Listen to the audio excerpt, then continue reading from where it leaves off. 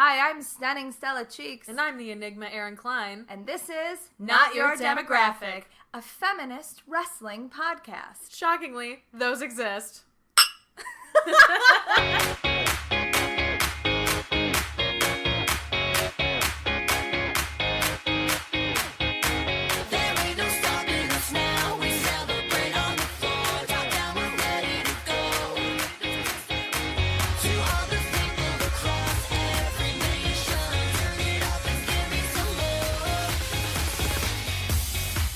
Hey! All right, we're here.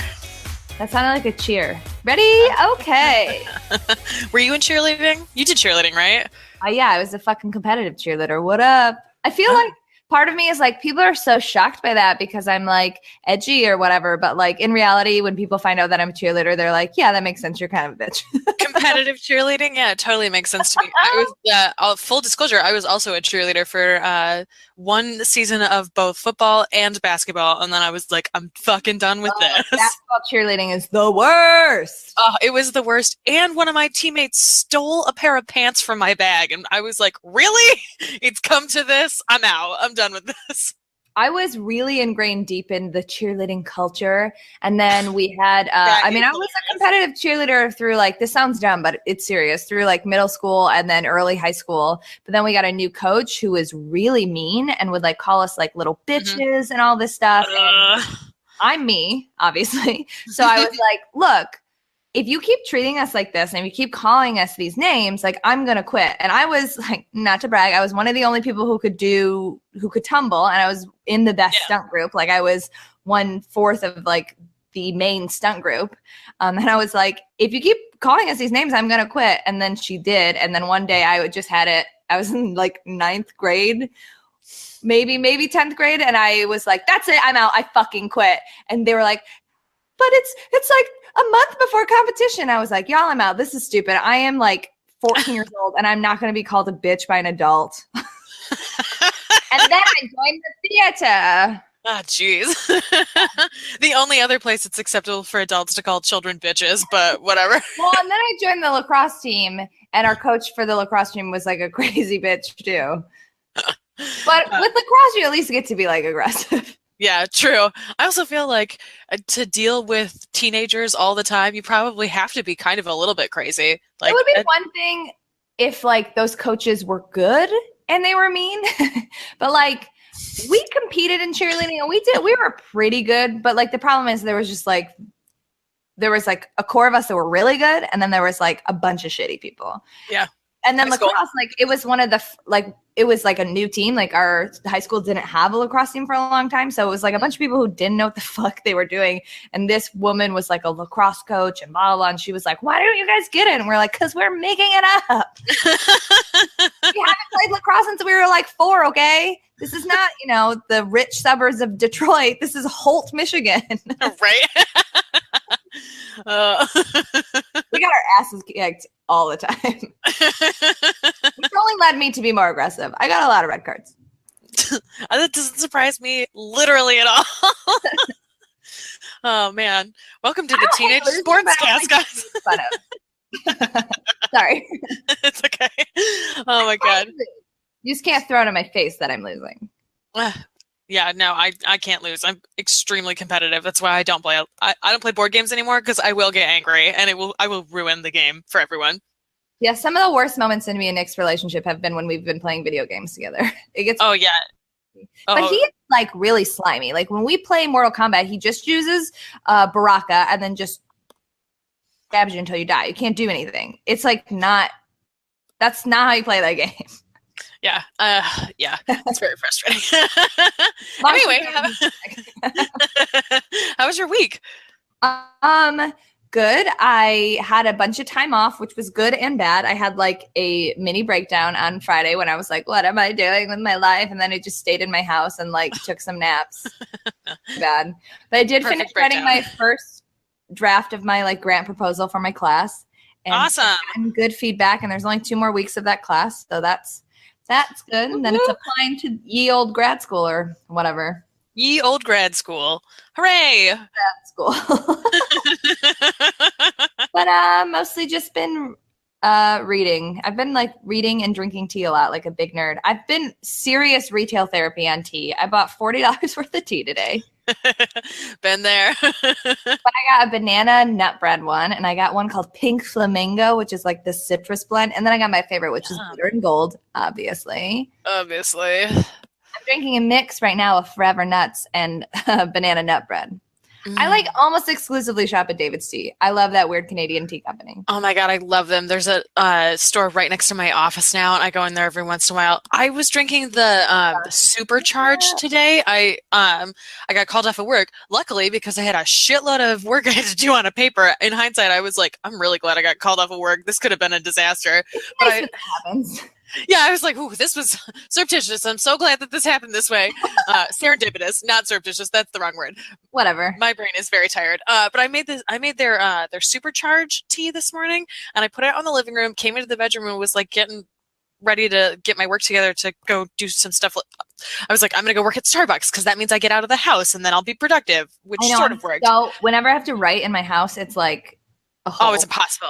I was like, I'm going to just turn on wrestling and I'm just going to watch it. Here. I know. Our internet stopped working. So I was like, I literally have to leave my house. So I was like getting ready and I made this tea. And Michael came into the bedroom with the tea and he was like, I'm sorry. I need you to put this in here. The smell of this is making me nauseous and I cannot be around this. And I need you to stop making it. And I was like, what? I get it. It's their like, well, it's their, it's like a matte tea and it's got a stimulant in it. And so, and I get it. I totally understand. Like, I like the smell of it, but I can understand how it would really bother somebody. So I am no longer allowed to brew it in my house, but I agree. I love David's tea. That's weird. Because I take it to work with me. Oh, do you like Buddha's Blend? I love it. It's one of my favorites. I have a big tin of Buddhist Blend, and I don't know why I bought it because I like white tea, and you can have it. I think, honestly, awesome. I had a cup, and you are the only other person that's drank it, so you can have it. Yeah. Awesome. I'll get it next time I come Never over. say that I'm not generous. I love you. Are very generous. Yeah, like half the things in my house that belong to me once belonged to you. That's so true. How are you? So How was your week? My week was pretty good. This is my finals week. All of my stuff is due today and tomorrow, and so I have been working on a shitload of papers. I've written so many papers in the last couple of days. It's been outrageous. I went to... Is this your last semester? I have this upcoming quarter, and then after that quarter's done, I have 4 credits, which I'm going to try and do in the summer. So, and then, yeah, I'll be done. So. Oh, I forgot. It's DePaul, so it's weird, right? Right, yeah, so it's not a semester. Yep, I have this quarter, and then I've got my next one, and then I'm like basically done. Where I'm applying to ye old grad school. Yeah, I also considered going to grad school at DePaul. I'm waiting until after I get married to make any decisions about that. You know that if you get your bachelor's degree at DePaul, you get like a serious discount on your grad degree. Yeah, I know, and it's just a matter of deciding like what exactly I want to get my grad degree in, and I would really like to go into editing and publishing, and DePaul has like a pretty new program for that. So I'm torn on like whether I want to go into a new program and save a lot of money, or if I want to. DePaul's new programs are usually so pretty good. exciting. Yeah, exactly, and I really like the School for New Learning, and I know there's like a lot of crossover in those professors too, and so that also really interests me. But so yeah, I've been doing that. I wrote a 9-page paper about film noir today, and I was just like, by the time I got done with it, I was like, I'm dead. I can't think anymore. You've done all the research for you just had to slap them together. Right, exactly. It was just a matter of putting like an entire quarter's worth of work together in some cases. Like my film noir paper, I've been writing journals all quarter for all the films that I've watched, and I watched an additional one because on Thursday when I was supposed to be in class, I had to go to Michigan, and I went to the Panic at the Disco concert. Which was it was an experience. It's the second time I've seen them. I enjoy a lot of their music, but they are terrible live. This is the second time I've seen them. I'm like, why did I see them twice? They're terrible. Like it's funny. It's so funny because I saw them at the Aragon the first time, which is like a small theater. Theater, the only time I've ever been there was for an EDM concert, and I don't like EDM, but like I went because like a bunch of Nick's friends like it. I was like one of the only people if not the only person there not on drugs. And I was like, this building is coming down and you guys are all happy and touching each other in your wolf hats and you don't understand. I like hyperventilated. We had to go to like a balcony. Like we snuck upstairs because I was like, I cannot be around these teenagers touching me and like listening to this music while this building is about to fall down. Right? And like I was at the Panic at the Disco concert there. It was like 4 years ago. And everyone there was like 16. And it made me feel like a super old person. And I was like, I fucking hate this. They were touring their 4th album at the time. And they played more songs from their first album than they did from the album they were touring. And I was like, I'm going to murder someone. This is fucking awful. And my 15-year-old sister recently got into them. And I was like, this is bizarre. You are so living it.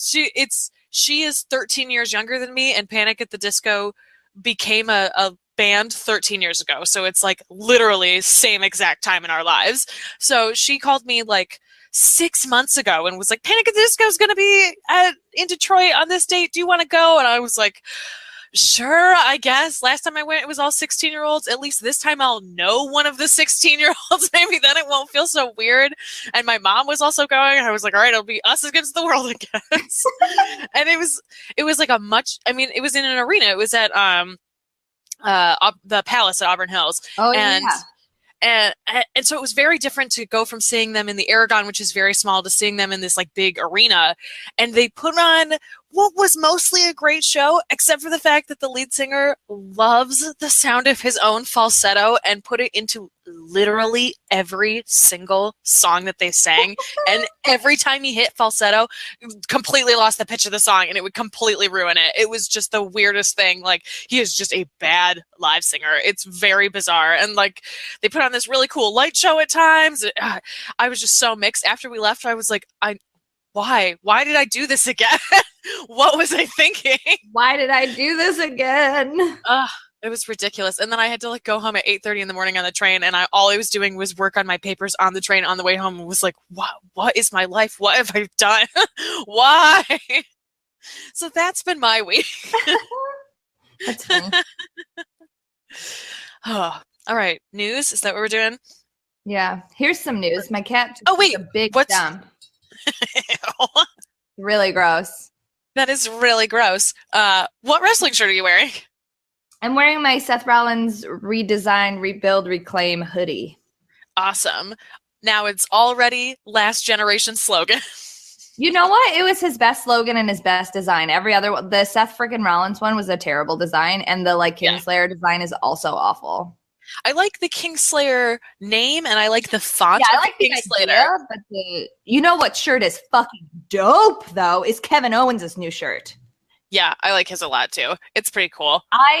I think I'm gonna buy it, but I'm gonna get like a big size and do it into a crop top because I think it'll be really cute in the summer if I wear my KO Mania 2 shirt with like a little pencil skirt. And I'm like, look at me, I'm so hip. Oh. That is very hip. Except for I can't decide. A men's medium should be okay to do a crop top in, right? Mm-hmm. Yeah, that should be fine. I don't want it to be huge, but I also like want it. I don't want it to be like a fitted crop top.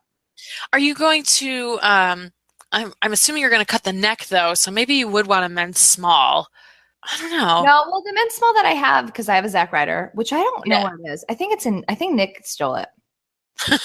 But not because like he's gonna wear it, but because he like sometimes doesn't pay attention when he does his laundry, and if my laundry gets into his laundry baskets, he just puts them away. I find so many things, like if I ever do his laundry, I'm like, why are my pajama pants in your door? Thief. I actually don't think I will cut the collar off because I have like this cool Rolling Stones crop top that has the collar intact, but it's like flowy and the arms are cut off, and I think I want to do it in the style of that. Oh, okay. Then I don't know, my life is so hard. In that case, I might go for a small then, because if you get a men's medium, it might be too big around the neck that it wouldn't do that. Yeah, I don't know. My life's hard. What wrestling shirt are you wearing? I'm wearing my Lucha Underground shirt because today is the day. Oh, yeah.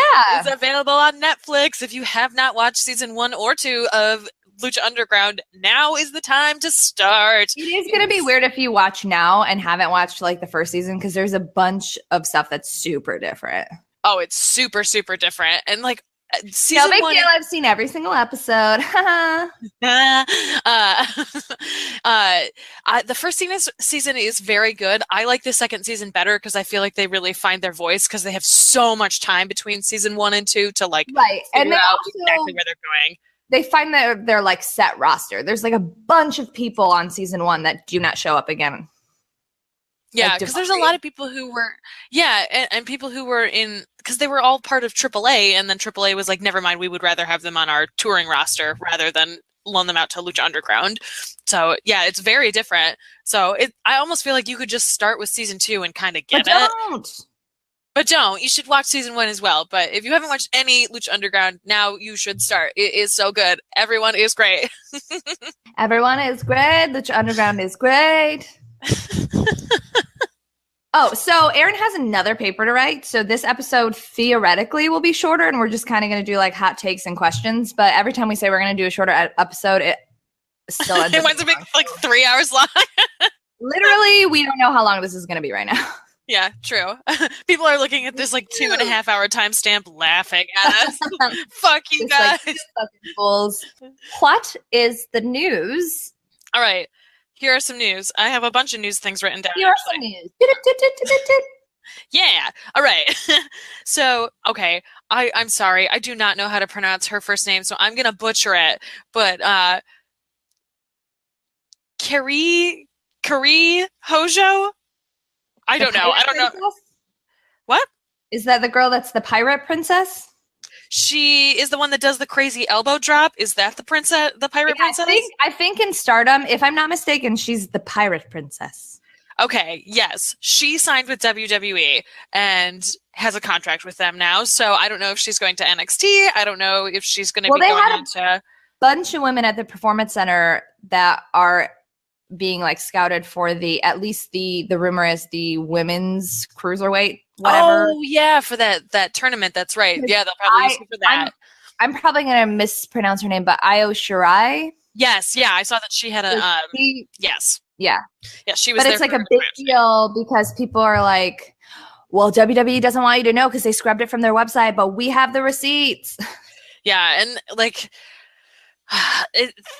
I've heard so many good things about both of them, but have never really seen any of them other than Hojo's work in Lucha Underground in season 3, because she's part of the Black Lotus triad. I don't remember what her name is on Lucha Underground because I don't remember anybody's name, but I know that she's one of those women too, and that's like the only wrestling I've like really ever seen her do. But she's awesome, and I'm super into that, so I'm like excited to learn more about them. I'm excited to see what comes from this. I hope that they do good things with them, so that's really exciting. So yay! There's some good lady news. In other good lady news, in other good lady news, Leo Kruger is retiring from wrestling because fuck that guy. I gotta be honest, I don't know who that is. Adam Rose. Oh, Adam Rose. Yeah, fuck that guy. Fuck that guy. He is retiring from professional wrestling, which I wrote in my notes as Kruger retiring, oh no, and then 3 crying laugh faces. Oh no. Oh no. Oh no. You can't say oh no without that triggering response. He's fighting against Bobby Roode tonight. Ooh, exciting. Bobby Roode. Awesome. I'm excited to watch that. That'll be fucking good. Okay, other news. Rusev is injured. He needs shoulder surgery and is going to be out for the foreseeable future. Injured, Lana is going to refocus at the training center in NXT or whatever. Get the fuck out of here. So hopefully we'll get some terrible matches from Lana soon. She'll be back to her weird ass purple jumpsuit thing. It is terrible beautiful, but it's impractical to wrestle in, and I don't understand why she wears it. It's bizarre. She looks like she's like a figure skater. Yes, that's what it reminds me of as well. It's like a figure skater or like a gymnast outfit. Billie Kay's outfit kind of looks like that too, but Billie Kay is dope, so. Yeah, and it like covers her and she can wrestle in it and there's like no danger of her falling out of it. It also sort of reminds me of like a dance leotard, which I think it's supposed to look like, but it's not like a practical leotard. It's like a show leotard, and it's not practical at all. It's whatever. We should have known when she started wearing that last year. Lana's choices were going to rapidly decline. Flashing people her vagina. Sad injury news. Cedric Alexander is injured. He's going to be out 3 to 5 months with a knee injury. Yeah, I am sad. I honestly, I kind of hope that he comes back and he's like, I'm sorry, it's because I lost all that weight for the cruiserweights and now I can't compete as a cruiserweight and I'm just a normal wrestler at these other normal weights and now I won. That would be super dope. Or he comes back and doesn't even say anything and they just do like how they do sometimes where they're like, fuck it, nobody's gonna care. We're just gonna scrap your past. Scrap your past. Scrap your past, get rid of it, right? Russian Rusev. Russian Rusev. That was the thing that happened. In petty news from WWE, they left CM Punk off of a list of Taker's WrestleMania opponents. Which is dumb because that match was really good. It was really good. It was probably Taker's really good match.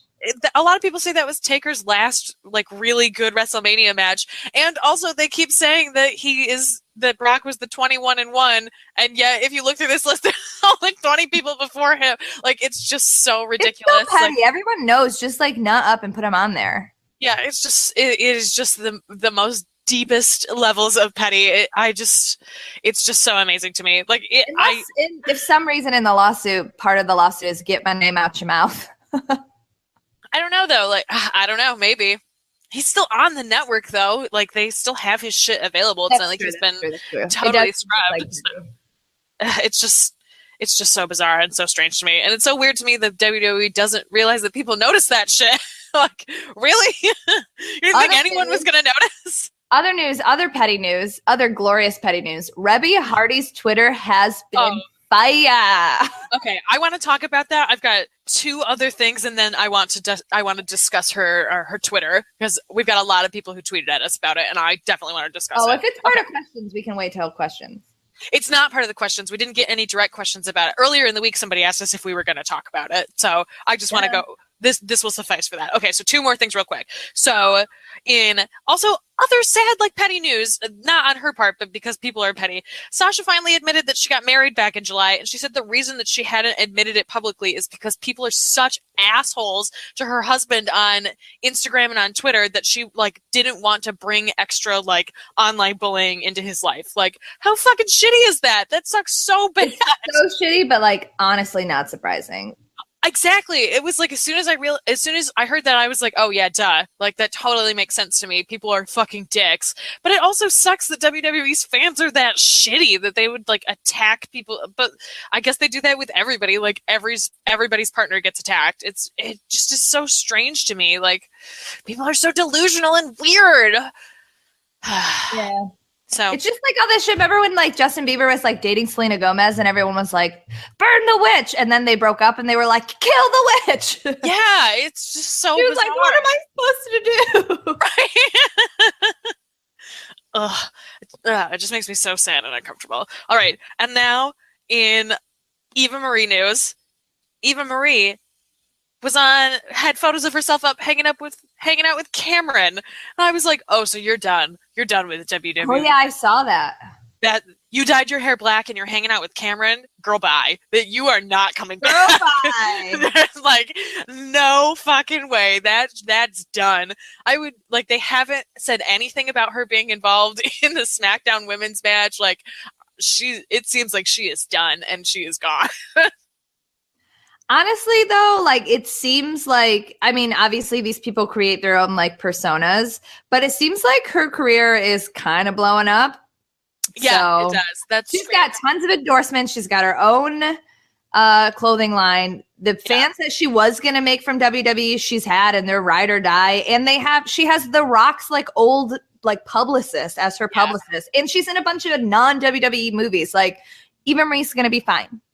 Yeah, exactly. And like this is what we said the whole time we complained about her as a wrestler too. Like WWE and wrestling is not what she's good at.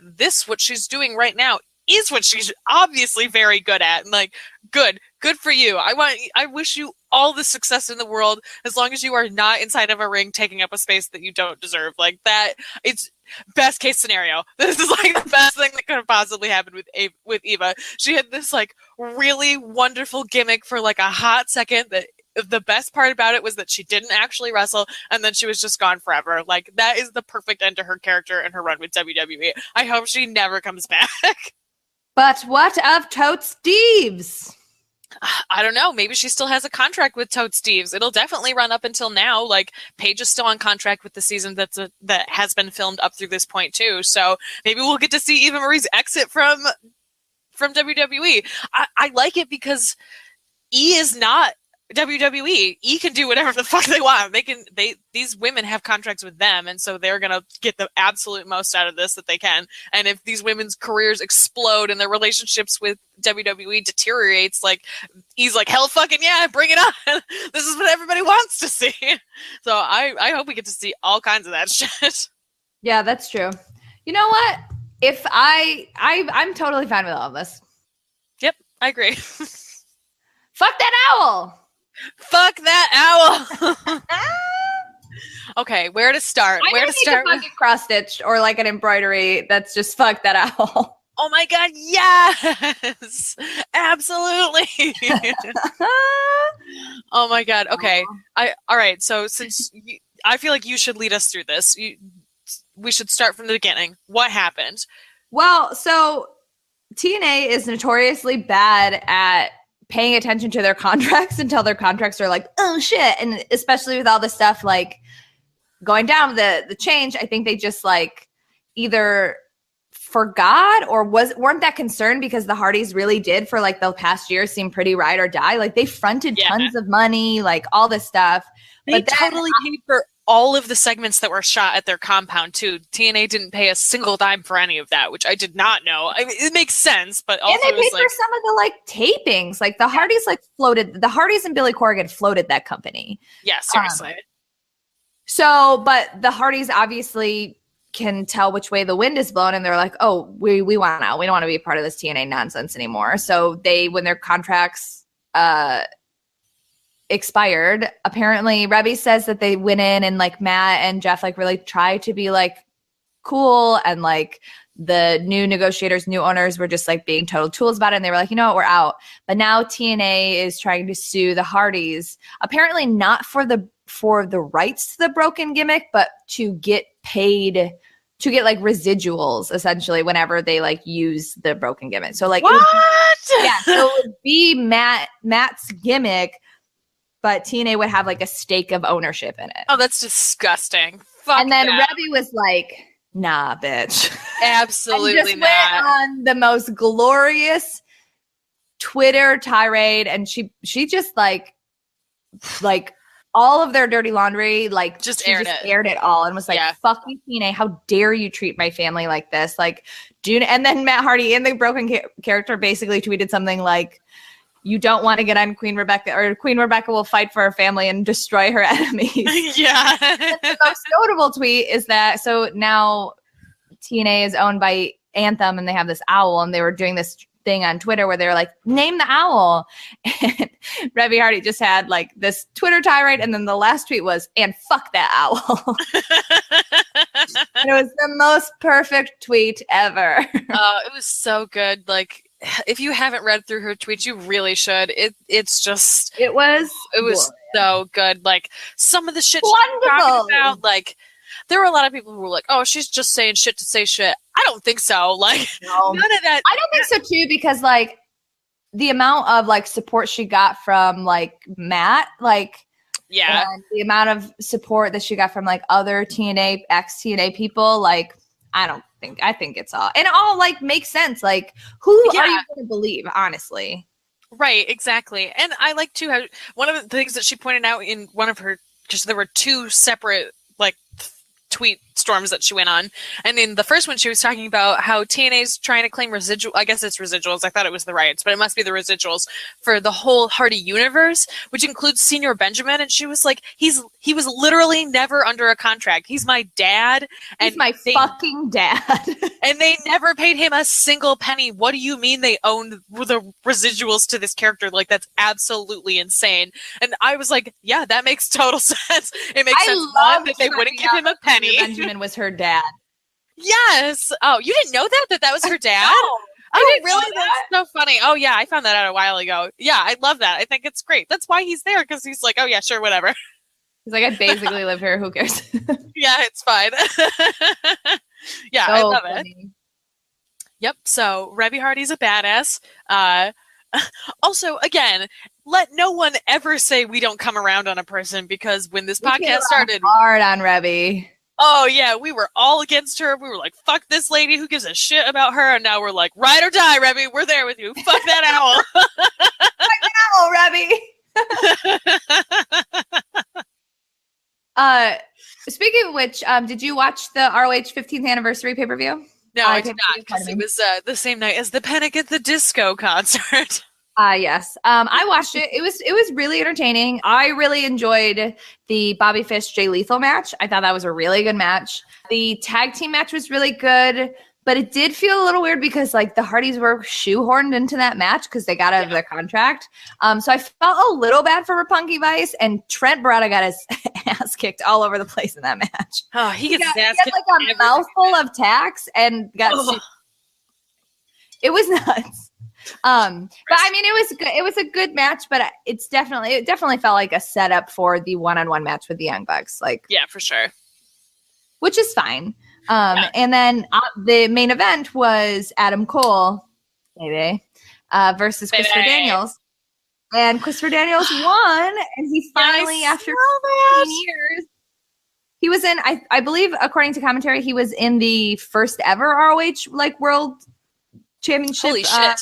Match, I think a 2 out of 3 falls. This is all according to commentary. I didn't follow up research. And he got like the first fall, but then he lost the belt. And his streak is something like 8-0-1, because like I guess he tied with Bryan Danielson. So everyone was like, he's been given opportunities. He's just been choking, blah, blah, blah. It was so good. It was a good match. There was it wasn't like the world's greatest match, but there was a lot of good psychology. There was a lot of like, it was very brawly, which like felt right because of the like hatred and animosity. And Frankie Kazarian, like, you thought he was part of the Bullet Club, but oh no, he's not. He's been on Christopher Daniels' side the whole time. And they also brought out they like gave him the ROH championship, but then they brought out like the first ever ROH championship. Yeah, I saw that. It was just very emotional. It was a really good payoff for somebody that watches ROH like pretty regularly, but also has like really no allegiance to it. Yeah. It was a really good payoff. Ooh, also the Leo Rush and Marty Scurll match was really good. Ooh, yeah. Awesome. It was really good. Cool. Also, I don't know how it is that there are some professional wrestlers who like, I really want to support them, but all of their merch is terrible. I know. But then you go to Marty Scurll's shop and you're like, oh, I want every one of these 50 shirts. Great. Yeah, for sure. He has a shirt right now that's just like a villain lineup, and I think it's a tiny picture, but it looks like the Predator, Darth Vader, him, and the Joker, and underneath it just says Daddy on it. It's so weird. It is the weirdest shirt, and I don't know the context of it. I'm sure there's some weird progress context, or it's just like they're like the big daddy villains or something, but it's so weird and inappropriate, and I really want it. Yes, get it. Oh my God. It's so gross. I love it. That's amazing. I fucking love it. It's not the greatest pay-per-view I've ever seen, but it is worth watching if you need something on in the background or if you have some extra time. Las Vegas 15th year, whatever the name is. Did you watch NXT this week? No, I didn't. I literally really had to think about that for a second. No, I did not watch it this week. I was too busy writing papers. It was a pretty okay episode. It set up a lot of stuff. We're in setup time. That's which is the fine. time we're in. There was a match between Billy and Ember, and it was a good match, but then Billy got hurt during the what's it called? The eclipse.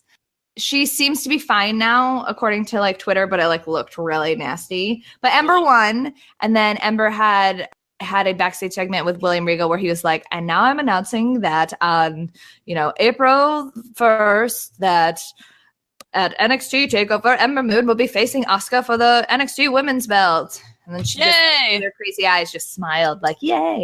That match, I hope, is great. I hope it's phenomenal. Me too. Oh, Nakamura's back. He fought TJ Perkins. It was dumb, but Nakamura's back. Well, I'm glad about Nakamura. Yeah. That's basically it. There's some other shit that happened, but that's basically it. Those are the important things, I think. And then it set up like Bobby Roode and Cassius Ohno are fighting tonight. who knows who wins? Because that's the future. Actually, I guess we could look it up right now, but I don't want to. I don't want to spoil things for myself. No, I don't want to spoil it either. No. I like to be surprised. Yes. So I guess we can't go on Twitter. No surprises here. Yeah, seriously. Raw? Yeah. Fully had to fire somebody. Pretty entertaining. I know. It was funny because at first when she was like, you got to fire someone, Foley, I was like, oh, this is how they're going to do his out. He's going to fire himself. That's what I thought too. And then like when she came out and was like patting him on the back and the way he looked at her, and I was like, oh, I think I know what's going to happen. And he literally was like, the person I've decided to fire, and I really loudly with Nick, I go, Stephanie McMahon. And then he goes, Stephanie McMahon. And I was like, yes. I win on TV. That was great. That whole segment was great because you get classic vintage, exactly what you want, McFoley. You get pissed off Stephanie. The face that Stephanie made when Triple H's music hit was a fucking face of like the most perfect Stephanie face. Yes, it was so good. All of them were very good in this segment. I thought Triple H did a good job. We got to see Sacco. Yes. That was dope. And the only reason that Triple H got out of it was because of Stephanie. Like I like that they like maintained the like power of the claw. Like I thought that was smart.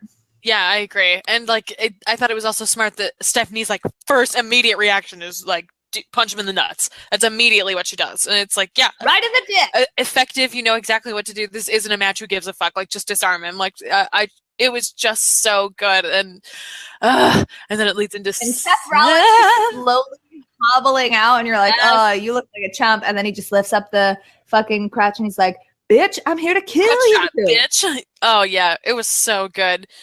I feel like the beatdown went on a little bit long with Triple H beating up. Yeah, but that's like yeah, exactly. Part of the course, classic Triple H. That's what the Authority does. They beat people up for too long, and it feels very awkward. But like other than that, it was really good. I thought it was interesting. I watched it that segment twice, and I thought. I went over to somebody's house and they were watching it. And so I was like, all right, I'll rewatch this with you. They started watching right before Roman got clotheslined and pushed into the side of the ramp. And I was like, okay, I'm definitely going to rewatch this. Funny. I know it's terrible, like to laugh, but like it was really funny. It was really funny. I've seen it like a dozen times now. And I'm like, this does not stop being funny. It's amazing. I loved it.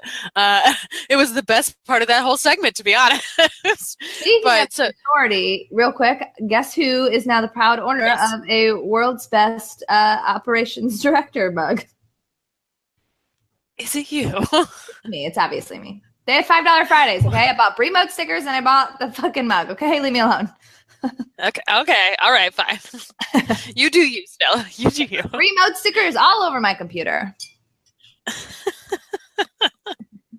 Awesome. Fantastic. I'm glad. I'm glad that that's a thing. Yes. I thought it was interesting because when we were watching it the second time, we were talking about this, how when there were two very similar things that have happened lately. Seth talking to Stephanie threatened their children. Triple H talking to Mick Foley threatened his children. And it felt very different. That like these are two things that when it happened with Seth and Stephanie, it was like, is this a line too far? Like this is a good thing for his character, but feels very gross and like squicky and icky. And like this felt gross and unnecessary in like a totally different way. And we were discussing it, the group that I was watching it with the second time, about how it's probably the reason that I felt that way is probably because Triple H and Stephanie have 3 young daughters, and it's the like idea of Seth Rollins fucking with 3 young children is so different than the idea of Triple H ruining the careers of 2 grown adults. So it was just an interesting thing that it's like to do them so close back to back. It was interesting to see the way that Triple H handled it and how it didn't feel so like disturbing as when Seth did it. So I just wanted to bring that up. Yeah, that's an interesting thought. Other things that you found entertaining on Raw. I want to talk about Dana Brooke. Yeah, let's talk about. I'm so excited that Dana Brooke. Hooray! I hope this means that she and Emma are going to be reunited soon. I would really enjoy that. And it feels so good. Yes, that's what we need. I'm very excited about that. I want to see Dana beat the crap out of Charlotte. That would be amazing. Like, girl, you broke free. I'm so happy for you. I love that. She was like, "Get back in here, Charlotte. Get in this ring. Get in this ring." Classic Dana crazy face. I love it. It's amazing. I'm so glad. Good, good, good. I'm glad Dana's back. I want Dana to wrestle. Excellent. Put more women on the show. More Dana, specifically. And Emma, also specifically. Also, oh yeah, we got another package that was like, Emma's coming. Yes. Tiny gloves. Tiny gloves. We're setting up for a Sasha heel turn. Abs. Yes. I'm so happy. That was one of my favorite parts of Raw. Don't listen to the haters. What haters? Oh, you know, it's fine. And we'll just see who the better woman is. Oh, okay. Okay. Awesome. Good. I'm Bayley glad. got her butt kicked by Nia, but Nia was not paying attention to the rules because she was like, I don't care about the rules because I just want to crush Bayley. Yep. I mean, we're working towards a 4-way, obviously. Like, that's clearly going to happen in the next 3 weeks. They already set a tag team 3-way match. They're not going to also have a women's 3-way match. That would be really weird. There's a lot of multi-person matches. Yes, it feels very 2000. It's like Teddy Long was like, tag team matches for everybody. But we can't get a SmackDown tag team match. I felt so bad for them. I know I'm jumping ahead, but like SmackDown finally gets a tag team match and it's got the Usos and the tag champs. And the whole time the match is going on, they're just split screening with like backstage segments of Shane McMahon walking around. Seriously, like what So the dumb. fuck? Like total diva treatment, 100%. Like who gives a fuck about these people in the ring? Like I feel like that's the one area of SmackDown where it's like, really? You can't commit a writer to these guys? Like no one is willing to take this on. It shouldn't be this hard. Bring a fucking team up from NXT. I don't give a shit. Do something. Yeah, the cruiserweights are getting a lot more like time and serious stories. It's really just the SmackDown tag team that they're like, well, you're in a bitch seat now. So poor guys. I like American Alpha. Stupid shirt that the Usos have. It's so dumb. I want it. You want everybody's shirt. Well, yeah, I just want the dumb shirts. Now that I have lots of shirts, I'm just like, I want really stupid ones. That's Evan fair. Owens' new shirt is dope, but I do want that daddy shirt. So ridiculous. It's so stupid. This is why I have rules. I have a very specific rule system about when I can buy shirts because otherwise I would be like you and you would encourage me to buy more shirts. I already have too many. I have 50 shirts. Yeah, I'm going to go through some of my shirts and get rid of some of them. Well, don't totally get rid of stuff because I will turn them into gym shirts if you don't want them. And then I'll turn them into a quilt blanket. You want Paul Heyman gym shirts? Yeah. Yeah, sure. Well, eventually I'm going to have I want a wrestling shirt quilt. So the more the merrier. If I don't ever wear it, I'll just turn it into a quilt square. Weird. That's going to be that's who I am. Thin quilt. No, it's you stitch the t-shirt onto like a... Quilts. This is not quilting hour with Erin and Stella. All right, fine, whatever. Anything else about Raw? Sami Zayn is getting deep push. I don't understand what's happening with Sammy. Push him Sammy, more. Go to SmackDown, Sammy. I know, right? When Stephanie was like, how about you fire Sami Zayn? I was like, yeah, fire Sami Zayn and have Daniel Bryan pick him up because they might actually do something with him. Ugh. Very frustrated. Oh, Brock and Paul Heyman had that segment, which inspired me to tweet, who is the least fuckable person on Raw? And I was like, in my opinion, it's Brock Lesnar. I was thinking about like wrestlers. You would rather fuck... I was going to say, you would rather fuck Paul Heyman than Brock Lesnar? That I don't know. That's questionable. No, I was thinking about wrestlers because lots of people were like, Byron Saxton. I was like, he's got a cute baby face. I'd have sex with him. Yeah, I'd have sex with him too. But like, out of wrestlers, who's the least fuckable wrestler? I think it's Brock. That's rough. Name other wrestlers and I'll tell you I don't know. if I would fuck them over Brock. They have to be current roster. Goldberg. I would absolutely have sex with Goldberg over Brock Lesnar. Are you kidding me? Yes. Oh, no, absolutely not. He's really sweaty, but like, no, he looks like a fucking turtle without a shell. Brock Lesnar. Somebody... Did Goldberg? No. Gross. You're gross. Ugh. That's nasty. No. You're nasty. No, Goldberg looks like a turtle outside of his shell. That is disgusting. Absolutely not. You nasty. Mm-mm. No, Somebody that's has nasty. the best description about what fucking Brock Lesnar looked like, and I'm trying to find it, but I have so many tweets. You're so popular. You've got so many people tweeting at you. That's not what it was intended to be. It wasn't supposed to be. I know. I am making fun of you.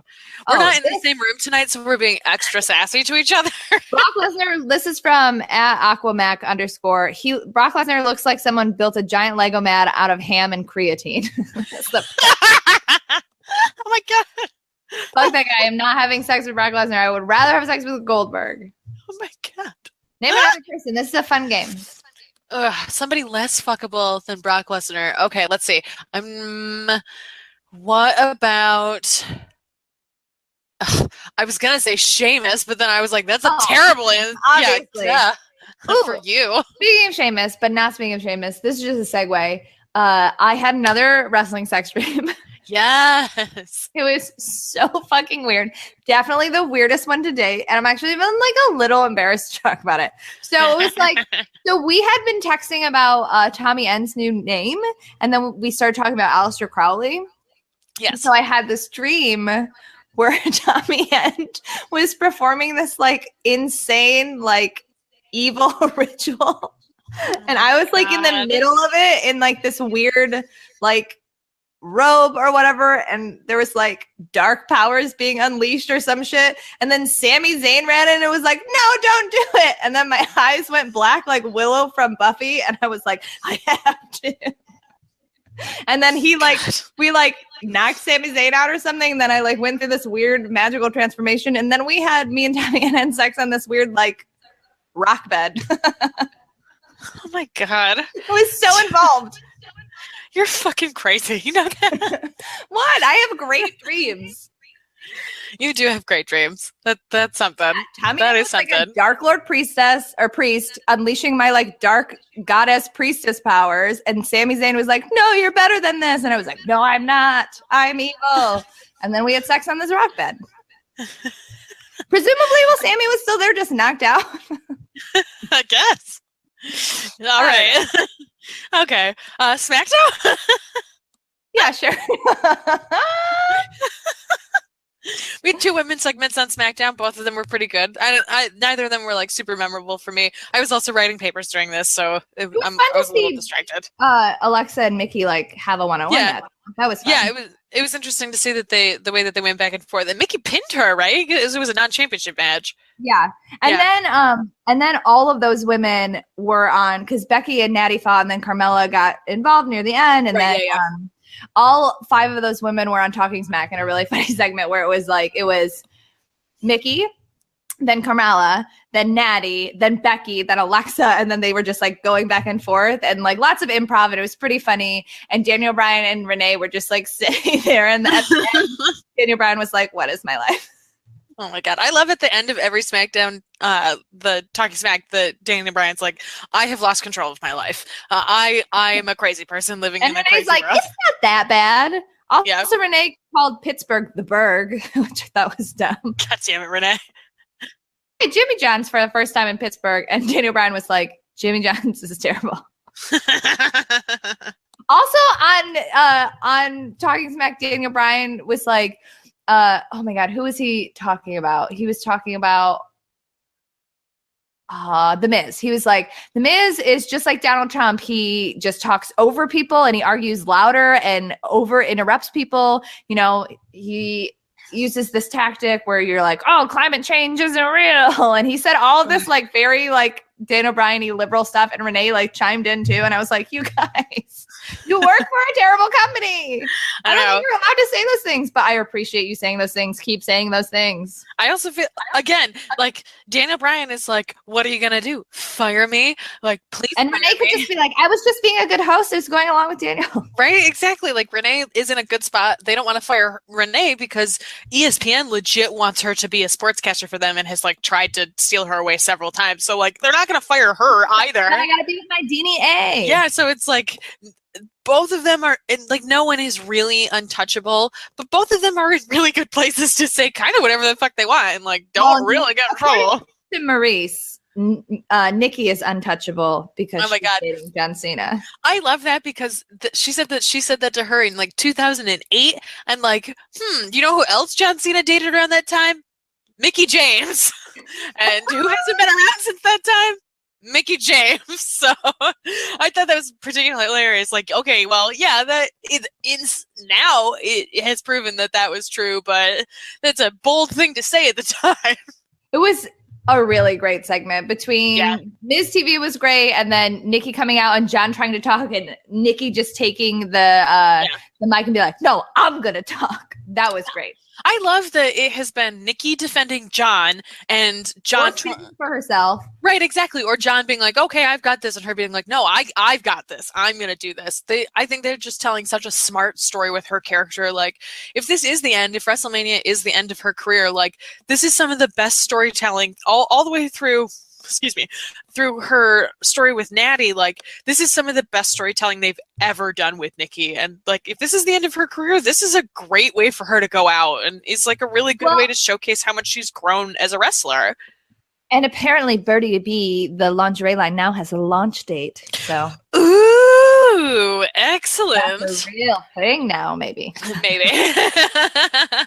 AJ Styles put Shane McMahon's head through some glass, and everyone was like, "Oh my god!" And then Danny Bryan was like, "You're fired." And AJ was like, "Randy Orton burned someone's house down." And then Shane McMahon was like, "Whatever, I'll fight him at WrestleMania. I'm out. I'm Shane McMahon." And then Daniel was like, well, "What am I supposed to do? I fired him." They added him to the alum page. I love that. That was such a good bit of kayfabe. So funny. Like that is a great bit of kayfabe. It's so weird because, like we were saying earlier, like WWE, it doesn't think that anyone's going to notice that they don't put CM Punk on a list of Taker's opponents, but they also do this small detail of adding AJ Styles to their alum page. It's like, why is everyone not on the same page about this? Like, I understand that this is like a giant machine, but at the same time, like, there's not like a quality control department that's looking over this shit. Like, hey guys, maybe you should like be a little consistent in this. It's just so strange to me, but like, I love that they did it. I thought it was just, it's such a good nod to like, there are so many people who are like, kayfabe's dead. What? Can it be like it used to be? And like, this was just a good nod to those people. Like, yeah, okay, now he's fired. He's on this page. Like, I just loved it. I thought it was great. How can you tell if somebody follows you back on Instagram? I don't know. I don't use Instagram. So I'm about to be real pissed if this one person is not following me and I have to deal with all their fucking nonsense on Instagram because I'm trying to be like an okay friend. Sorry, I got distracted. Unfollow them.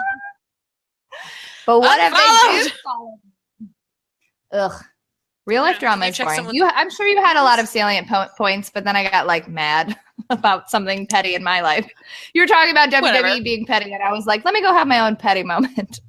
Yeah, that's all right. Petty breeds petty.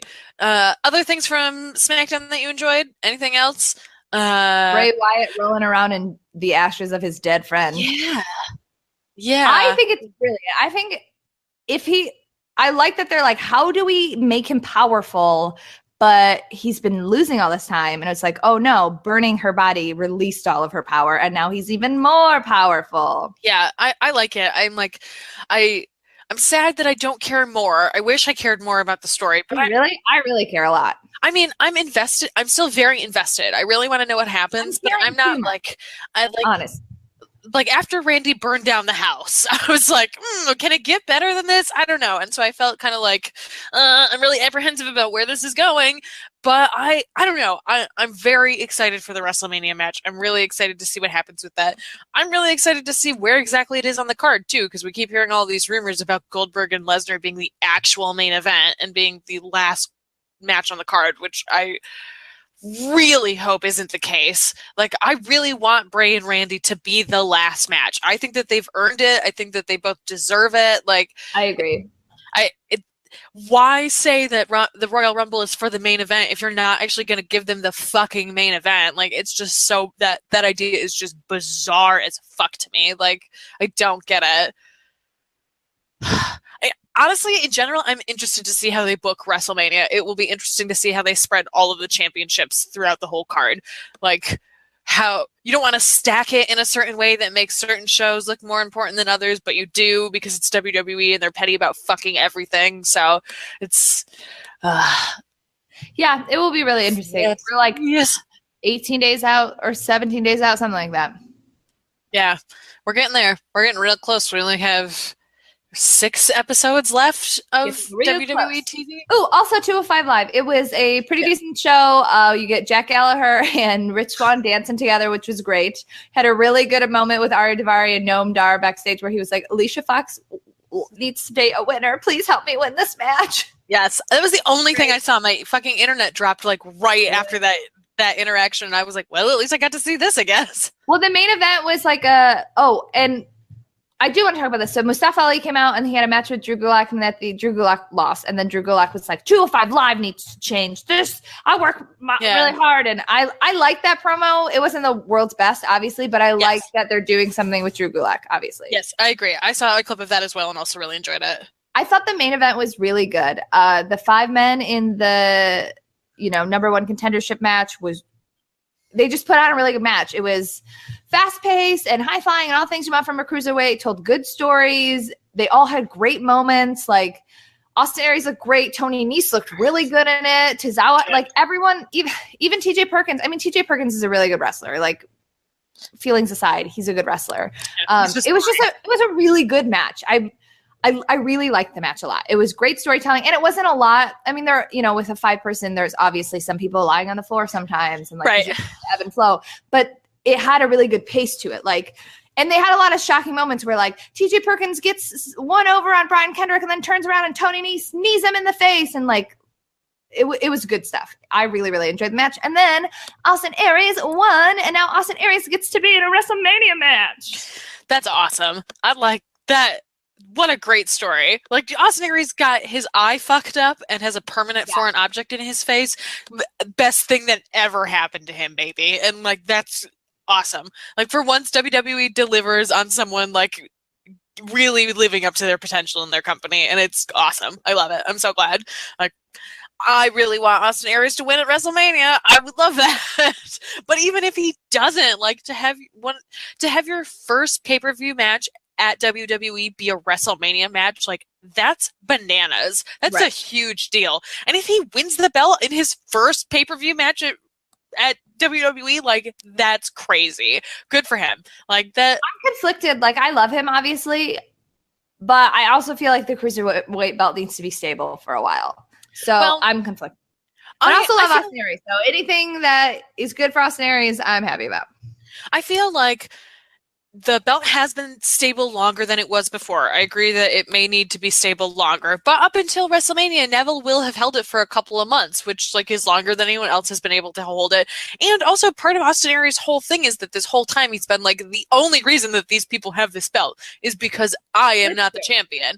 And if they're going to have stability in a belt, they can do it with him as well. I feel like Austin Aries is a great face for that. Like, he is a face. He is what they wish Roman could be. He is a face, but he's a shitty little heel, and like still can do all of this like great heel work while at the same time like being a very personable and relatable character that people really enjoy and will continue to cheer for, even though he's a shitty heel in a lot of ways. Like, I think that he has the potential to hold on to the belt for a super long time because he can. And it is like, not to say that Neville isn't. I'm not saying that Neville's not experienced, but I feel like Austin Aries could bring a level of elevation to that belt that like Neville helped to build up to that. Now if they give it to Austin Aries from Neville, it'll feel even more important because it's like this other very important person who we've been told is like awesome and amazing and we've learned to really love now has this belt too. So I feel like honestly either way I'm going to be happy. If Neville keeps it, great, awesome. He'll continue to have this great run and we'll hopefully keep it for even longer. If it's Austin Aries, great, awesome. That'll be good too. So like it's awesome that after such a shitty little run of the cruiserweights division where they felt like the new divas, like it legitimately feels like they're doing the right things with this division now, and I'm like excited about it. I want to see more of their stuff. Like every time the cruiserweights are on, I'm excited to see it. Even if I like don't love what they're doing with Drew Gulak, like I'm excited to see him. And even if like I don't love TJ Perkins, like I'm just excited to see the cruiserweights because whoever TJ Perkins is wrestling, I'm gonna cheer for that person because I hate TJ Perkins. So like I feel like they're doing a really good job of it now, and they've like found their groove of how to make it work within the greater WWE television picture. Yeah, I'm wondering if they're gonna let Austin Aries do the brain buster because I know that that's like a banned move, but yeah, let AJ do the Styles Clash, which is an insane move, and they keep teasing Austin Aries doing a brainbuster, and Austin Aries is a really good brainbuster. They keep teasing the setup for it, so I'm hoping maybe they let him do it at WrestleMania. I don't know, because WrestleMania seems like the place that they would allow it to. Yeah, so I'm hoping, but his like discus forearm is like my favorite, so who cares? It's really good. Oh yeah, we also didn't mention that he like nearly fucking killed Daivari on Raw. That like crazy fucking suplex that he did, where I don't know if it was Austin or if it was Arya, but the way that Arya landed on the mat, he like landed all of his body weight straight onto his neck. And as soon as the match was nasty. As soon as the match, he like came back at him with that discus forearm at the end, and the match ended. And as soon as it was over, Austin turned to the ref and said, "My bad." I was like, I did not notice that. But like, for real? like, he like obviously was fine because he wrestled the next night. Yeah. But yeah, it did look really nasty. Yeah, it was pretty nasty looking. But like everyone seemed okay in the end of it, so it was wrestling shit goes sideways sometimes. Yep, exactly. That's exactly what happens. 2 things we didn't talk about in news. Now I'm forgetting one. Oh, Kota Ibushi did a backflip off of a car and shot some fireworks around, and it was hilarious. Yes, I saw that. And also, Finn has been wrestling at house shows. Yes! I saw the photos of him. Why isn't he on television? House shows, it definitely seems like they're keeping him for something like post-Mania. Yes! Like a Raw after Mania. He's going to be on the Raw after Mania! Really smart. I agree. Like there is no space for him on this WrestleMania card. There's no reason to bring him back if Seth is going to be able to wrestle. Like, fuck it. Bring him back after the day after WrestleMania. They need big shit to do that day. Do it. Bring him back then. I'm totally into it. Yeah. Yes.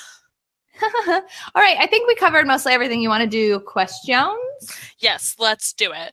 Okay. You tweeted something like, ask us questions. We're desperate for attention. We are desperate for attention. Okay. Let's start with, we have an email question. I'm going to start with this and then I'm going to move to the Twitter questions. Okay. Hi, Enigma Era and Stunning Stella. If you could save Ethan Carter III from the bullshit that Jeff Jarrett's running and bring him to another company, where would you bring him? Best, Henry. AEW, because I'm selfish and I want to see him real close to me. Yes, I would agree with that. I would love to see him come real close to me. That would be pretty dope. I would love to see him there, honestly. I don't know, other than that. Like, yeah, I just want him to be, I honestly want him to be like an indie guy where he gets to travel around and be in all a bunch of different shows. That's what I want. Yeah, I agree. Like, part of me is like, oh, send him to ROH. But honestly, I don't really want him to go to ROH. I would really like him to be an independent guy for a while. I feel like he was one of the highlights of TNA for a really long time, and he could make a really decent living on the independents. Like, I'm sure that he does independent stuff now, but I wish that he did way, way more. Like, I would love to be able to see him in Chicago. I would totally go to a show just because he was on the card. Well, yeah, I would. Yeah, that would be dope. So yeah, that's what we want. We want him to come to lots of independent shows. That's what we want. So everyone can learn to love him. EC3. Okay, this question comes from L. Collins at Another L. Hi. What does it take for... Hi, L. We love you. What does it take for y'all to get invested in a wrestler the first time you see them? A look, a strong gimmick, a good promo? Question mark. Yeah, that's a good question. It is a good question. My gut instinct was to say good gimmick, but a lot of my favorite wrestlers don't have like really flashy gimmicks. Like they do. Like Miz obviously has a gimmick, but it's not one that you could necessarily right away be like, oh, that's the gimmick I love. Yeah, you know? I feel like good character interaction is a big part of the wrestlers on television. Like even if you don't have a great storyline, if your character interacts in like an engaging and realistic way, I get really invested in that. Those are like, I think Miz is like that, where it's like his character is very engaging even if his storylines are dumb. Yeah, I mean, I guess that could count as a gimmick. Like, yeah, I definitely agree, because it's definitely more character based. Yeah, it's not something insane like a big character like, you know, Doink the Clown or whatever. Right. And like I think the difference between like Cedric Alexander has sort of a bland character, but it's not bland in the way that they have made Apollo Crews be very bland. And so I feel like those like slight differences matter to me. Like also, they gave like Cedric Alexander a valet, and you got to see him interact with a valet, and then interact with other people, and then like They also give the cruiserweights time to wrestle, which helps. Whereas like they give Apollo Crews Dolph Ziggler and squash matches. Yes, exactly. That's also very true. Yeah, I feel like good wrestling and strong character interaction, that will hook me right away to somebody. Also, if they have a super awesome ring gear, I'm totally into that. Like, I will pay attention to someone because they have flashy ring gear. I'm like totally into that. Also, I guess this is not a right away thing, but like when somebody has a really like quick learning curve, that gets me over on them a lot. Like Dana Brooke was like that. I did not like Dana Brooke at all, but like she quickly evolved and changed and like became a pretty decent wrestler and like molded her character, and I really like gravitated towards that because I like to see that growth, and I was like, oh yeah, I can get behind this. Yeah, I totally agree with that. That's part of why I already liked Cedric Alexander as an independent wrestler, but his learning curve inside of the WWE machine has just been amazing. Like, he has adapted to that environment so well, and that makes me like him more. Like, did I love the way that he wrestled as an independent wrestler? Absolutely. Do I wish I could say more of that? Absolutely. Am I also super happy for him that he's managed to find his way inside of this machine? Absolutely. Like, that, I think that's so impressive when people can learn at that pace. I just think it's great. Also, I'm just going to be totally honest here, and like people may shit on me, but like it helps when somebody is like good looking too. Like if I'm like, ooh, I have a little crush on them. Like, it helps. I mean, it's weird though, because I feel like there are a lot of wrestlers that inside of wrestling I find attractive. Like really, really like first impression type stuff. It's like, ooh, this guy's cute and he can wrestle. Okay. Yeah, but I was going to say, like, I would agree with that, but I also find people attractive inside of wrestling that if I just, like, met them on the street outside of wrestling and outside of character and outside of the actual, like, technical wrestling that they do, where I would not be attracted to them, seeing them inside of a ring being good makes me more attracted to them. That's fair. I mean, talent is innately attractive. Right, exactly. And so I think that that's part of it, too, is it's like I find these people more attractive because I find them talented, and, like, that hooks me into their character as well. Yeah, but I would agree with the character interaction and the gimmick stuff. I mean, like, honestly, the Marty Scurll thing, like, as soon as I saw his entrance video, like, his entrance once, I was like, yeah, I love this person. And then, like, he was good at wrestling and committed to the character and stuff. But, like, honestly, his entrance, a good entrance will hook me, too. Yes, like, I totally agree with that. Yeah, and like that's part of why Cole Cabana is one of my favorite wrestlers, because he has a very strong gimmick. It's really like defined. He has an entrance that goes with this. His look is very determined by the gimmick that he's playing. Like, I really like that. I like that you can come in and be like, this is how I'm supposed to feel about this person. I look at you and I know how you fit into the greater scheme of this storytelling, and like I really like that. I like that we live in a time where like kayfabe is dead and everyone knows everything and blah blah blah blah blah, marks and this and that. But I like too that there are still like definite positions inside of a wrestling storyline, and I like when you can look at a person and be like, this is how I'm supposed to feel about you. I'm supposed to cheer this person. I'm supposed to boo this person. Like, I like when people are very defined inside of that role, especially if I'm not super familiar with them. I think that that helps bring people into your character when you are very defined, like you're supposed to boo me, you're supposed to cheer for me. Like, you can only sit in that like Stone Cold Seth Rollins weird middle ground once people are already committed to you as a character. Yeah, I agree. More questions. More questions. All right. This one is from Cage Side Seats. There are 3 questions. I'm going to read them all to you, and then we'll answer them one at a time. All right. Are you ready? Yeah. Who would win in a fight, AJ Styles or God? Why is a rainbow good? Why is Stella so mean? AJ Styles would definitely beat God, but if he were fighting a goddess, she would win. Why is rainbow good? Yeah, why is a rainbow good? I don't know. I guess a rainbow. I think a rainbow is like not water. Not bad. It's just like a thing. Well, I think it's good because it symbolizes that water has happened, and water is super important, especially in places where there is famine and drought. So rainbows are good in those places. People are like, "What the fuck is that?" I guess it's fun for people who are high too. Yeah, that's true. I don't particularly connect with rainbows when I'm high, but I can see how people do that. That's definitely a thing.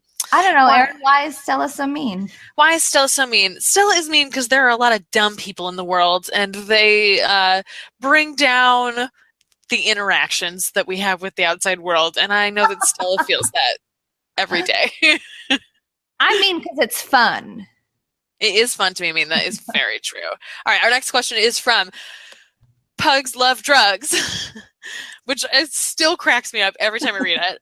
Drugs for pugs. Yes, Pugs Love Drugs at Drugs for Pugs with 2 Z's. What is wrong with Dolph Ziggler's hair, and why won't it stop looking like that? No question mark. Dolph Ziggler's hair has given up on him like everyone else in the wrestling universe has given up on him.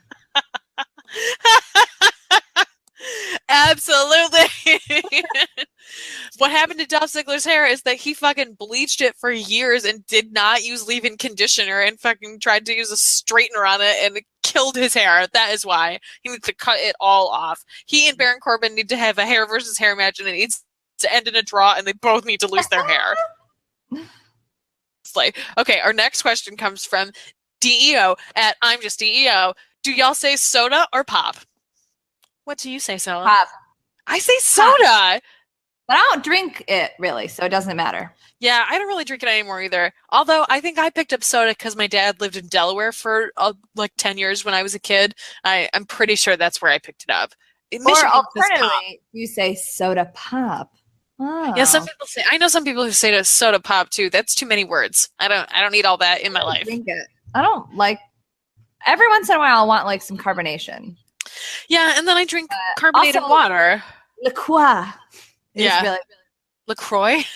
I know. I just like saying LaCroix.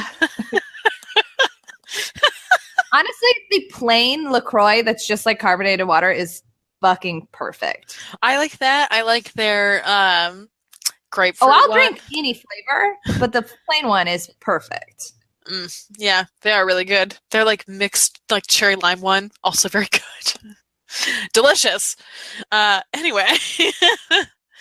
Okay, let's see. This is from Ivan the Terrible at Ivan Fire J. Do you guys have any interest opinion in this we literally talked about this in the news yes, bitch, we do. I'm also reading. Yes, receiving the tryout. Yes, we already talked about that. We already got to your question. Congratulations. You read our minds. Also, hell yeah, we're excited. They were so fucking good on Lucha Underground, and any Stardom clips I've seen have been amazing. Yes, we're very excited about it. I'm excited to see what happens with them. Okay, Alexander Slamilton at Dat Bowtie. I'm just shaking my head very slowly. He and I tweet about Hamilton all the time. He's really good at puns. What are your top 3 ring gears in professional wrestling? That's a good question.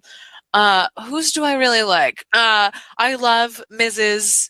Glam Metal Matrix. In no order, Mrs. Shiny Trunks and Shiny Spats and accompanying upside down M microphone are perfect. Yes, I agree. I really like Mrs. Look. I think it's so appropriate for his character. And it all looks really good too. And I love the addition of Maurice to his her style. Hair is sick. It just matches his so well too. It fits their persona. I just really enjoy it a lot. I love Asuka's ring gear. Asuka's is my favorite. I love her fucking flashy coats. I love her weird thong on the outside of her wrestling trunks. I love that she wears the garters. She wears a million colors. She's like a Lisa Frank drawing come to life. I fucking love it. Every part I like it, but it would not be top 3. My top 3 would be Ms., Emma, Tiny Gloves Emma. Tiny Gloves, obviously. Obviously, Tiny Gloves Emma. Are you kidding me? I have to think. What would be your third one? Sasha's Galaxy gear. I really, really like that. It looks really good on her. It's really cool. She has done some of her really great matches in that gear too. I just really like it. I think it's really pretty. And I know that her husband designed it too, so that I'm also like, that's dope. Do Charlotte's robes count? They could. Yeah, they're part of her gear. Her robes are pretty dope. That's true. Are V-dope. V-dope. This is true. I miss Awesome Aries' cape. Right? I want him to add his cape to his furry jacket. I love that stupid cape. I know. I'm like, put them together. I support you. Add fur to the cape. I don't even care. More capes. More capes. More capes. I also love Ty Dillinger's stupid fucking collar. It's not top 3, but it is an honorable mention. It is pretty dumb. Yeah, I guess my top 3 right now would be Miz and Charlotte and Emma. But I know that there's got to be one that I like more than Charlotte. So I have to think about it. But definitely Miz and Emma. Tiny Gloves Emma. Mm-hmm. Those are good ones. Has gloves. Has a friend. Bring her back. Bring her back. Okay, let's see. Oh, we have 2 questions from Neely. At Neely. First question, who run the world? Girls. Duh, obviously. Question number 2, and/or can you and Stella recommend a match for me to watch on YouTube? Yes, watch the Black Lotus Triad versus Pentagon Jr. Dope. You did it. Nailed it. Nailed it. Okay. Also, I know that I talk about this match all the time, but go watch that one between Eddie Guerrero and JBL. We're so crazy. Yes, that's also a very good one. It's crazy. Also, any of the Zack Sabre Jr. versus Chris Hero matches that you can find on YouTube, I know you can find a couple of the PWG ones, probably because they've been illegally uploaded. Sorry. Those ones are also very good. I would definitely recommend those ones. Marty Scurll and Will Ospreay also always good. Yeah, for sure. And basically any of Chuck Taylor and Chikara that you can find online, also very good. And Annie Candice LeRae when she is fighting boys. Yes, absolutely. When she's fighting girls, but she's great when she's fighting boys. Yeah, any of Candice LeRae's cutest tag team, all that stuff is really good. That's all I can think of off the top of my head. Those are all good. Watch all of those. Okay, last question. Watch every single one of those. Okay, last one. Rockford Fosgate at White Dolomite 2. Who are the wrestlers who y'all get told about the most for Peen Watch? This is a great question. Well, for all time, definitely Alberto Del Rio. For sure, 100%, because he looked like he was wearing a fucking codpiece 100% of the time that he was on TV. Outrageous. I get people tweet me a lot about Rich Swann. I was just going to say Rich Swann. Yep, Rich Swann gets mentioned for Peen Watch a lot. That it is out of control. That is definitely true. Some people have mentioned Zack Sabre Jr. to me. Also definitely on the Peen Watch. That's which is funny because he has such a tiny, flat little British butt. I know, right? He has like no butt, but apparently he has a great dick. I don't know, but I mean, I don't. Not doubt it even remotely. That's so funny to me. Also, ACH. I get a lot of people telling me the ACH, along with having one of the best butts in wrestling, hard Peen Watch. So that's definitely up there. Watch? Well, no, like Red Alert Peen Watch for sure. Red Alert. I can't think of anybody else. I know that there are others that people have pointed out to us, but people have not been adding about the Peen Watch lately, so that's pretty different. Yeah, I need everyone to be on like high alert for the Peen Watch. We need to add entries into the Peen Watch diary. Did Bobby Fish leave ROH? What? All I know is Bobby Fish just tweeted 2 hours ago, beginning March 27, 2017, I am once again accepting independent professional wrestling bookings. Please DM me here. Thank you. But doesn't ROH have contracts that you can't? Yeah, you can't. What? Ooh. Oh, shit. Okay. Bobby Fish is leaving again? Okay. Well. Nuts. I mean, it's so bizarre that this Come to AAW. Come to AAW. Yes. It's weird that this like huge talent purge was in the middle of happening at ROH, and then this big ass talent purge from TNA happened, and some of the biggest stars of TNA moved over to ROH, and so it feels like ROH is accumulating all of these people, but it's like you guys also just lost like 15 performers in the last year, so there's like this very weird flux of talent that's just like floating around, and like where are all these people going to end up? Like there's so much wrestling that I'm sure people will find homes, but it's just weird that everyone's like in transition right now. It's a great time to be a part of independent wrestling, and like this is a great time to see people that you didn't think you'd ever be able to. It's just very strange. Yeah.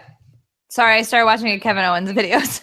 You're the fucking worst. This is why we have to do this in person. So I can slap your phone out of your hand and be like, bitch, pay attention. Well, I was reading along with the questions, but then there was a cute Kevin Owens video where he was just given like a cute shoot interview because he's adorable. Oh my God, did you see that tweet of the photo of him standing with the mic next to the WrestleMania sign that said it looked like Kevin Owens was giving a heartfelt performance in the WrestleMania singing competition? Yeah, I did. It totally did. I was like, oh, geez. I'll vote for you. Give me your number, Kevin Owens. I'll call in my vote for you. Is that all the questions? We don't have any more reviews because people hate us, I guess. Well, if they hated us, they'd give us a 1-star review. Please don't.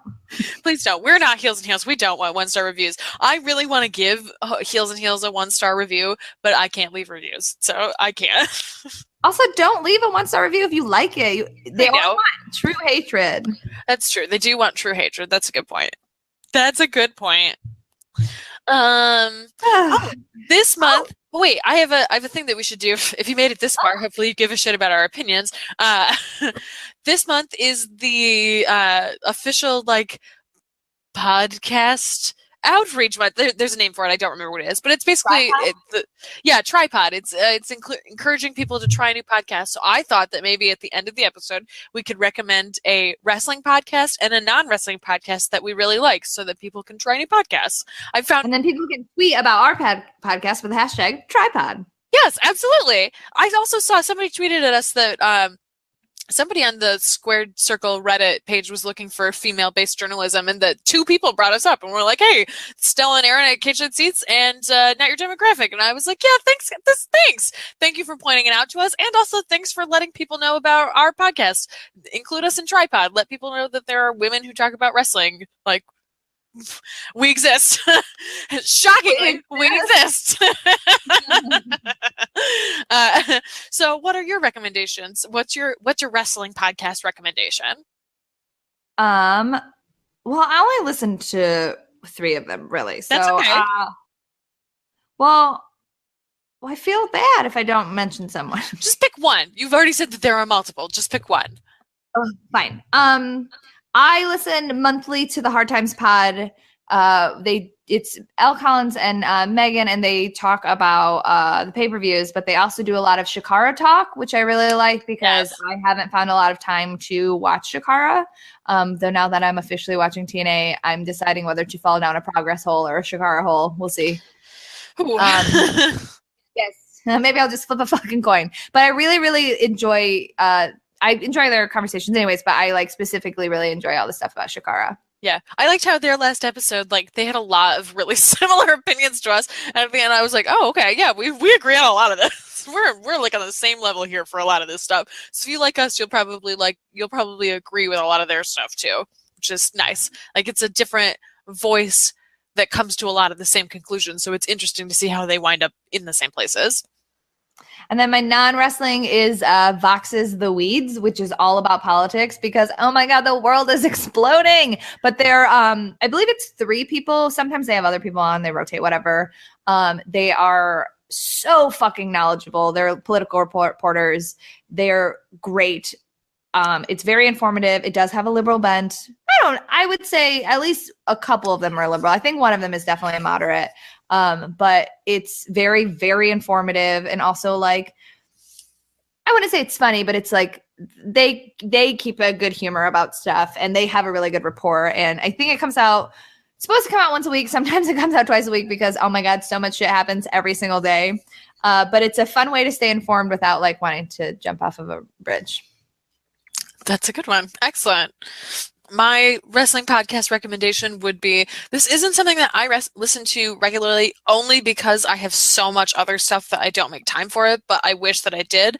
Tights and Fights through Maximum Fun Network is really good. It's a diverse group of people. It's a woman and 2 men, and they have a lot of different discussion about wrestling that like a lot of it I don't necessarily agree with, but I like being able to hear a lot of different people talk about the different ways that they approach wrestling. So I would recommend at least checking it out, even if it's not something that you're like, I'm going to listen to every episode of this. Like, it is very good, and they have a lot of really good talks. So if you're looking for like another filler podcast, I've already recommended Summer Sluts 98 and Heels and Heels a fucking million times. So if you're not listening to those, and we recommend Cage Side and Face Like Feministas a lot too.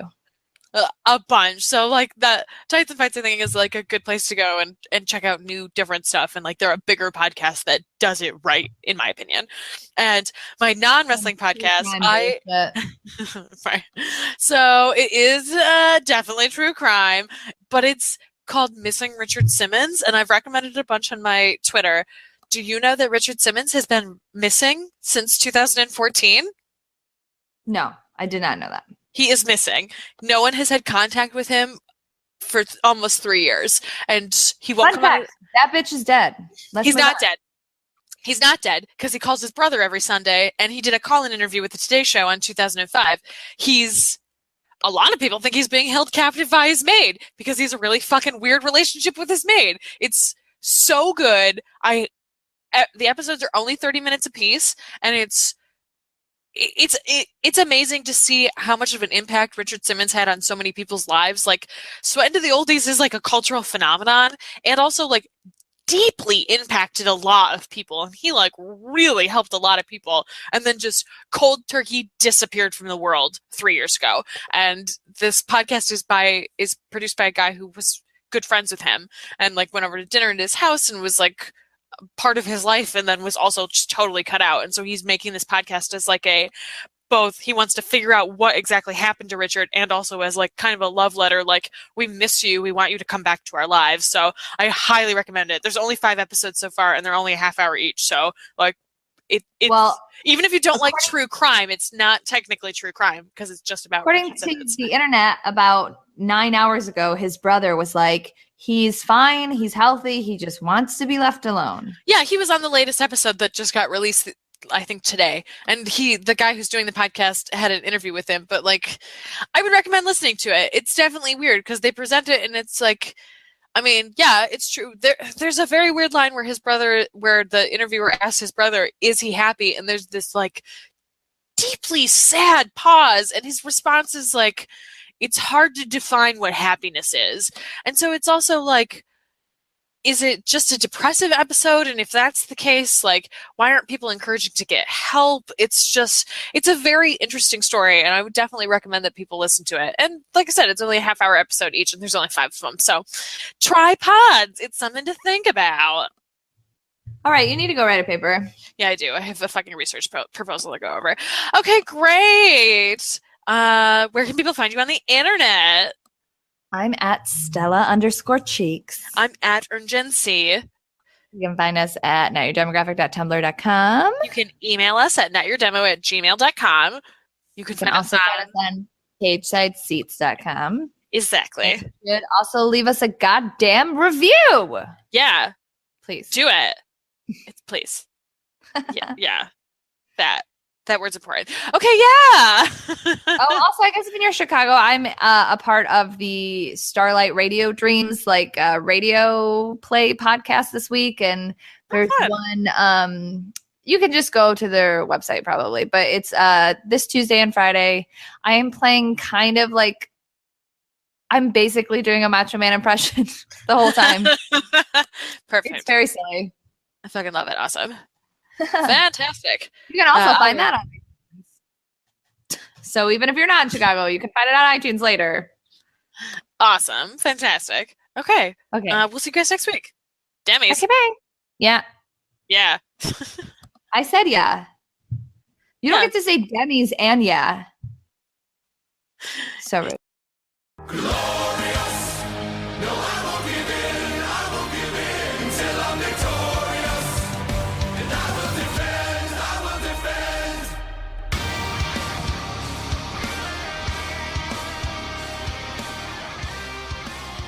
Stella. What? I'm right here. I can hear you. Are you serious? Because I can hear you breathing still. This bitch makes my life really hard. Tis bitch. Tis bitch. Okay, I'm back. Can you hear me? It fell off the roof of my car. It fell out of my backpack. Oh, it fell off my grocery cart. I tossed it to a really clumsy friend. I tripped while jogging. My 2-year-old had a temper tantrum. It bounced down 2 flights of stairs. No matter how you broke your smartphone, there's only one smart way to fix it. Batteries plus bulbs. I dropped it on the floor, and he stepped on it. Schedule your repair at batteriesplus.com.